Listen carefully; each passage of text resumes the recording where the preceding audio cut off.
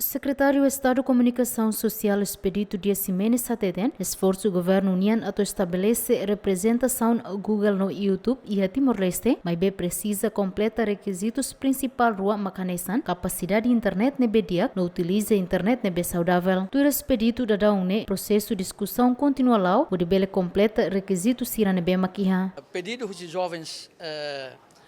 youtubers sira a Timor-Leste, ser russo insa representação YouTube, Google e Timor-Leste. No governo constitucional, SECOM, SOTIC, MTK, a minha halona negociação com Google, YouTube e a Singapura. Agora processo de discussão lá, agora ser russo nemaka requisitos principais nemaka internet. E tem internet laiska nenek. Agora can ser nenek. Agora tem kata fibra ótica nebe governo agora besikona atu halo boludian halo ligação usi Darwin mai Timor Leste né agora acordo assina tiona agora tem kata fulan junho nia belon connect se nia connect ona requisitos principal atu bele Google ho YouTube lo que nia apresentação ia Timor né ida maka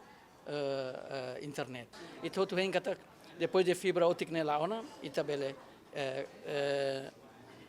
nasa YouTube Google bele começam a loquenha representação né e da fale requisitos segundo maka literacia mediática né tanto o insa jovem sira o insa comunidade Timor-Leste né bele usa internet hodiak e da maka agora o governo harehela o insa muito com o conselho de imprensa atu tamasai escola SMA sira ho universidade sira atu explica o insa usa internet ho saudável socializa literacia mediática né ba universitário sira para atu sirva compreender o insa usa internet ho dia e danemaka ansa requisitos principal macrua né internet ho o insa socialização literacia mediática né ba público liu ba jovem sira e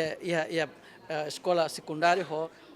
universitária sira. Ligado à questão da internet, antes o governo hamuto com a empresa Sira lança uma instalação cabo submarino fibra ótica e halor ronulu resinhat fulanzuilo tineri rua ronulu resinhat nebe liga husi Timor-Leste badaro em Austrália no ter plano empresa se halau teste barrede fibra ótica e a fulangne equipa cobertura GMN.